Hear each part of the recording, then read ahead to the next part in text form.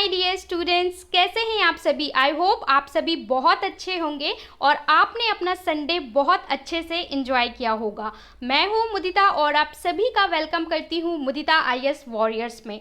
Class 9th की worksheet number 37 आज हम करने वाले हैं और ये वर्कशीट 28 सितंबर 2020 की वर्कशीट है जो आपको करना है। तो आप सोच रहे होंगे कि आज हम क्या पढ़ने वाले हैं। तो आज हम पढ़ेंगे मोशन। मोशन हमने बहुत सारी वर्कशीट में कवर किया है, इसलिए आज मोशन का रिवीजन करवाया जा रहा है और प्लस आपको एक टॉपिक दिया गया है सर्कुलर मोशन। तो सर्कुलर मोशन को पढ़ेंगे और पूरे मोशन चैप्टर को रिवीजन करेंगे। तो ज्ञान आ चुके हैं, जिज्ञासा आ चुकी है। आई होप आप सभी आ चुके होंगे मेरी क्लास में। इन द कमेंट सेक्शन आप अपनी अटेंडेंस फिल कर देंगे कि आपका नाम क्या है और आप प्रेजेंट हैं या एब्सेंट हैं। सो गाइस स्टार्ट करते हैं। सबसे पहले देखिए रिवीजन में हम देखते हैं कहाँ से स्टार्ट होता है। We say that object is in motion when its a position change with respect to time। हम कैसे बताते हैं कि कोई ऑब्जेक्ट मोशन में है जब उसकी पोजीशन चेंज होती है with respect to time. Time के साथ अगर कोई ऑब्जेक्ट एक जगह से दूसरी जगह जा रहा है तो इसका मतलब क्या है कि वो मोशन में है। और हमने कंपैरिजन करना सीखा था, उससे हमें पता चलता था कि कोई ऑब्जेक्ट रेस्ट में है या मोशन में है in the first worksheet of motion chapter. Whenever an object is in motion, its characteristics are described with the help of physical quantity like distance, displacement, speed, velocity and acceleration, etc. जब भी हमारा कोई object बेटा motion में होता है तो हम उसे कुछ फिजिकल क्वांटिटीज़ में दिखाते हैं। वो क्या है, जैसे डिस्टेंस। कोई ऑब्जेक्ट आपका मूव कर रहा है तो उनके बीच में कोई डिस्टेंस होगा पॉइंट ए के बीच में। एंड द डिस्प्लेसमेंट, अगर एक जगह से दूसरी जगह कोई चीज़ पहुंच जाती है, आप राहुल के घर से प्रीति के घर पहुंच जाते हैं तो आपका क्या हुआ, डिस्प्लेसमेंट हुआ। स्पीड, डिस्टेंस अपॉन में टाइम, हमने पढ़ा था कि स्पीड होगी जब भी कोई चीज़ चलेगा। इसके बाद वेलोसिटी, वेलोसिटी क्या था कि स्पीड अगर हमारे टाइम के साथ चेंज होती है, rate of change of speed that's a velocity. Acceleration क्या होता है, rate of change of velocity, यानी वेलोसिटी अपॉन में टाइम अगर हम करते हैं तो वो एक्सीलरेशन होता है। स्पीड अगर हमारी टाइम के साथ चेंज होती है तो वो हमारा वेलोसिटी होता है। और डिस्टेंस अपॉन में टाइम हमारा क्या होता है, स्पीड होता है। तो ये कुछ फिजिकल क्वांटिटी हैं जिनका हमने फॉर्मूला रिवाइज कर लिया। अब आपको डिस्टेंस बताया है। What is distance, length of actual path covered by the object. यहाँ आपको रिवीजन करवाया जा रहा है। आपने इतनी सारी चीज़ें पढ़ी तो मिक्स ना हो जाए, इसलिए मैं रिवीजन करवा रही हूँ और स्कूल भी आपको रिवीजन करवा रहा है। डिस्टेंस क्या होता है बेटा, डिस्टेंस होता है एक्चुअल पाथ। जैसे आप ए पॉइंट से बी पॉइंट पे जाते हो, चाहे ऐसे जाओ चाहे ऐसे जाओ, चाहे यहाँ से जाके यहाँ पे जाओ, जितना भी आप डिस्टेंस कवर करोगे वो सारा आता है डिस्टेंस में। मतलब पूरी लेंथ को काउंट करते हैं हम किस में, डिस्टेंस में। जबकि डिस्प्लेसमेंट क्या होता है, displacement length of shortest part between initial and final position. Displacement मैंने आपको समझाया भी था कि देखिए डिस्प्लेसमेंट क्या होगा कि इस तरीके से अगर पॉइंट ए बी सी है तो डिस्टेंस आपका होगा, ये पॉइंट ए है, ये बी है एंड ये सी है। तो अगर आप ए से सी पे आ रहे हो तो ये पूरा होगा आपका लेंथ, डिस्टेंस। लेकिन डिस्प्लेसमेंट क्या होता है, डिस्प्लेसमेंट होता है शॉर्टेस्ट डिस्टेंस, यानी जो सबसे छोटा रास्ता होगा वो हमारा होता है डिस्प्लेसमेंट। जिसमें मैंने आपको एक एग्जाम्पल बताया था कि अगर हमारा ये प्ले ग्राउंड है, ठीक है, इस प्ले ग्राउंड में अगर आपका एथलीट यहाँ से यहाँ पे जाता है तो उसके लिए हम डिस्प्लेसमेंट कैसे निकालेंगे, ये इसका रेडियस सबसे शॉर्टेस्ट पाथ होगा। लेकिन डिस्टेंस कैसे निकालेंगे, ये पूरा इसका, ठीक है, पूरा इसका जो सर्कुलर पाथ है ये इसका डिस्टेंस होगा। तो डिस्प्लेसमेंट में हमेशा हम शॉर्टेस्ट पाथ लेते हैं। इसके बाद हमने इस चैप्टर में क्या पढ़ा था, मैं यहाँ पे बहुत ज़्यादा डिटेल एक्सप्लेनेशन नहीं दे रही हूँ क्योंकि मैंने ऑलरेडी वर्कशीट में आपको बहुत अच्छे से सारी चीज़ें समझाई हुई हैं। इसके बाद हम बात करते हैं इक्वेशन ऑफ मोशन। तो हमने पढ़ी थी कि 3 इक्वेशन ऑफ मोशन होती हैं। Equation 1 v = u + at। Equation 2 क्या होती है, 2s, s क्या होता है, distance, equal to ut + ½ at² and third होती है v² - u² = 2as। और तीनों motion of equation of motion का हमने डेरिवेशन किया था, यानी उसको प्रूव करके भी दिखाया था अलग अलग वर्कशीट में। तो आपको तीनों equation in the comment section लिखनी है। आप बोलेंगे मैम बार बार क्यों लिखनी है, जिससे आप कभी भूले ना। आप 2-3 बार लिख लोगे, एग्जाम में आप गलत लिखने जाओगे, आपसे गलत लिखा ही नहीं जाएगा, आपको याद आ जाएगा कि यहाँ पे माइनस होता है प्लस नहीं होता है, इसलिए आपको लिखनी है। ठीक है, इनिशियल वेलोसिटी, अब यहाँ पे आपको पता है u क्या होता है बेटा, initial velocity, v is the final velocity, a is the acceleration, t is the time taken and s is the distance और डिस्प्लेसमेंट। ठीक है, ये हमने पढ़ा था। इसके बाद हमने क्या पढ़ा था, इसके बाद हमने पढ़ा था स्पीड। स्पीड क्या होती है, rate of change of position. ठीक है, ये हमने पढ़ा था कि समय के साथ में जो भी आपकी पोजीशन चेंज हो रही है वो स्पीड होती है, जिसको हम डिस्टेंस अपॉन में टाइम भी लिखते हैं। वेलोसिटी क्या होती है, speed of an object in a particular direction. Velocity में एक चीज आ जाता है कि जब आपकी स्पीड किसी डायरेक्शन में है, particular east west north south, तो वो क्या हो जाता है बेटा, वेलोसिटी। और हमने स्केलर वेक्टर क्वांटिटी भी पढ़ा था, इसलिए velocity is a vector quantity and speed is a scalar quantity, because इसमें केवल मैग्नीट्यूड होता है और वेलोसिटी में मैग्नीट्यूड प्लस डायरेक्शन भी होता है। ये सारी चीज रिवाइज करने के बाद अब एक चीज हम देखते हैं कि हमने ग्राफ पढ़े थे। ग्राफ में हमने ये पढ़ा था कि देखिए एक होता है यूनिफॉर्म मोशन। यूनिफॉर्म मोशन कि आपका ऑब्जेक्ट, अगर मैं बोलूं ये है डिस्टेंस, ये है टाइम, 5 मिनट में 5 सेकेंड, वो 5 मीटर चला 5 मिनट में, फिर 5 मीटर चला 5 मिनट में। ठीक है, 5 मीटर 5 मिनट में। तो इसका ग्राफ कैसा आएगा, इस तरीके से इसका ग्राफ आता है, जिसको हम डिस्टेंस टाइम ग्राफ कहते हैं। एंड ये क्या शो करता है, यूनिफॉर्म मोशन। ठीक है, कि आपकी जो गाड़ी है, आपका बाइक है, आपका साइकिल है, इक्वल टाइम इंटरवल में इक्वल डिस्टेंस कवर कर रहा है। इसके बाद दूसरा ग्राफ आता है ऑब्जेक्ट एट रेस्ट। अगर आपका ऑब्जेक्ट रेस्ट है तो बेटा कैसा ग्राफ आएगा, as a straight line and parallel to X axis. तो ये क्या दिखाता है, object at rest. Non uniform motion कि कभी आपने 5 मीटर चला 5 मिनट में, ठीक है, फिर अगला 5 मीटर चला 10 मिनट में, अगला 5 मीटर चला 15 मिनट में। तो ये कैसा होता है, नॉन यूनिफॉर्म मोशन। और इसका आपका कुछ इस तरीके से कर्व आएगा। ठीक है, तो ये किसका एग्जाम्पल होता है, नॉन यूनिफॉर्म मोशन का। इसके बाद हमने एक क्वांटिटी पढ़ी थी जिसका नाम था एक्सीलरेशन। एक्सीलरेशन क्या होता है, rate of change of velocity of an object. समय के साथ में जब वेलोसिटी चेंज हो, आप थोड़ा सा रिलेट करके देखो, कई बार बच्चों को ये वाला चैप्टर समझ में नहीं आता, लेकिन जब आपको पूरा चैप्टर पढ़ने के बाद एक बार रिवीजन करेंगे तो आपको धीरे धीरे समझ में आएगा। डेरिवेशन 2-3 बार लिख के देखेंगे तो आपको सारी चीज़ें क्लियर हो जाएंगी, इसलिए टेंशन लेने की कोई ज़रूरत नहीं है। तो देखिए एक्सेलरेशन क्या होता है, rate of change of velocity. Rate का मतलब क्या होता है बेटा, टाइम। किसी भी क्वांटिटी को टाइम से डिवाइड करो तो उसका मतलब क्या होता है, रेट ऑफ चेंज। तो अगर वेलोसिटी को आप टाइम से डिवाइड करते हो, टाइम के साथ आपकी वेलोसिटी चेंज हो रही, और वेलोसिटी क्या होता है, पर्टिकुलर डायरेक्शन में आपकी स्पीड। तो टाइम के साथ अगर वेलोसिटी चेंज होती है तो उसे हम क्या बोलते हैं, एक्सीलरेशन बोलते हैं। इसका यूनिट क्या होता है, मीटर पर सेकेंड स्क्वायर। इसके बाद हम देख लेते हैं आगे आपको क्या बताया गया है। तो आगे आपको बताया गया है कि देखिए हमने कुछ ग्राफ पढ़े थे। ठीक है, एक्सीलरेशन में भी हमने कुछ ग्राफ पढ़े थे, वेलोसिटी टाइम ग्राफ जिसे हम कह रहे थे। तो यहाँ पे टाइम होगा, यहाँ पे वेलोसिटी होगी। तो यूनिफॉर्म वेलोसिटी, आपकी अब जो वेलोसिटी है वो यूनिफॉर्म है तो आपका इस तरीके का ग्राफ आता था। और इसमें अगर हमें निकालना हो ग्राफ से तो हम कैसे निकालते थे, इसके अंदर जितना एरिया होगा वो चीज़ हम कैलकुलेट करते थे, उसका डिस्टेंस निकालते थे। इसके अलावा यूनिफॉर्म एक्सीलरेशन कि टाइम के साथ जैसे जैसे टाइम बढ़ेगा वैसे वैसे वेलोसिटी बढ़ेगी। तो इसको हम क्या बोलते हैं, यूनिफॉर्मली एक्सीलरेशन बोलते हैं या यूनिफॉर्म एक्सीलरेशन बोलते हैं कि टाइम के साथ साथ हमारा वेलोसिटी बढ़ेगा। अगर टाइम के साथ वेलोसिटी घटे तो उसे हम क्या बोलते हैं, रिटार्डेशन बोलते हैं। ठीक है, टाइम के साथ घटने लग जाए तो हम इसको रिटार्डेशन एक्सीलरेशन बोलते हैं। और नॉन यूनिफॉर्म कभी बढ़ रहा है, कभी घट रहा है, कभी बढ़ रहा है, यहाँ पे हम वेलोसिटी टाइम ग्राफ की बात कर रहे हैं। देखिए बेटा, ये डिस्टेंस टाइम ग्राफ दिखाए हैं और ये सारे वेलोसिटी टाइम ग्राफ दिखाए हैं। इसके बाद एक क्वांटिटी हमने और पढ़ी थी कि डिस्टेंस अगर हमें निकालना हो with the help of graph तो हम कैसे फाइंड करते थे।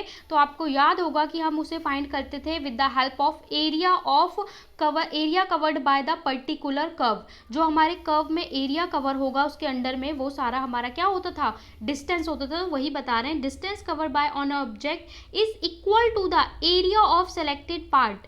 जो हमारा सिलेक्टेड पार्ट होगा ग्राफ में, T1 T2 दो टाइम इंटरवल होंगे, उनके बीच में जो हमारा जितना भी ग्राफ आएगा उसको हम एरिया निकाल लें तो हम क्या निकाल लेते हैं, डिस्टेंस निकाल लेते हैं।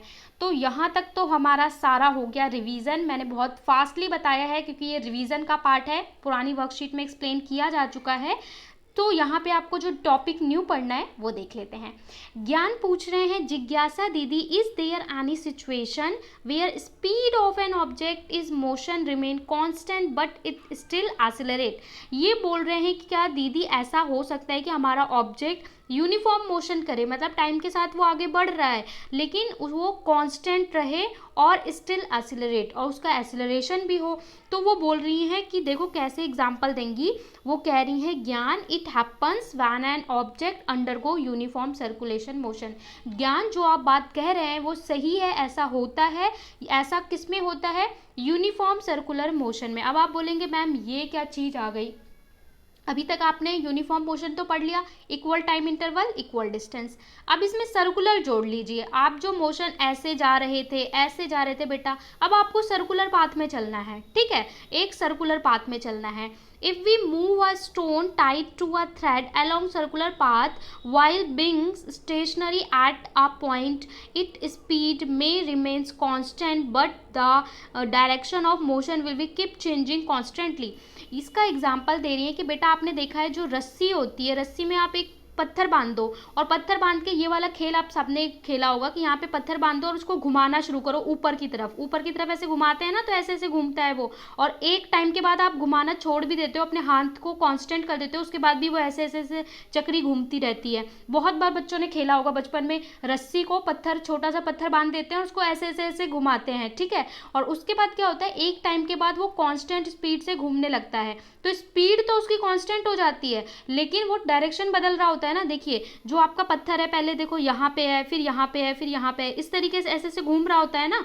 तो आप सबने ये खेला होगा, जिसने खेला होगा वो कमेंट बॉक्स में बताएं कि हमने ये खेला है, और नहीं खेला है तो खेल लो यार, बचपन में तो ये सारी चीज़ें खेलनी चाहिए।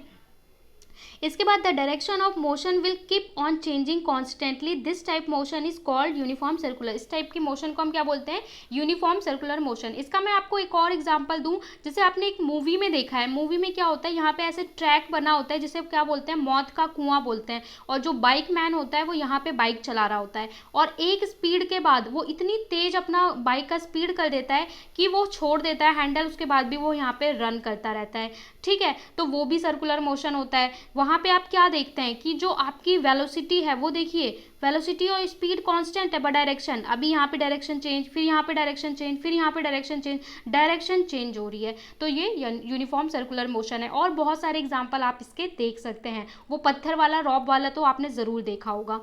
इसके बाद देखिए यूनिफॉर्म सर्कुलर मोशन का आपको फॉर्मूला यहाँ पे शो कर रखा है। When an object move with a constant speed in a circular path, then its motion is called uniform circular motion। वही इसकी डेफिनेशन बता रहे हैं कि जब आपका ऑब्जेक्ट कांस्टेंट स्पीड से सर्कुलर पाथ में मोशन करता है तो उसे यूनिफॉर्म सर्कुलर मोशन कहते हैं।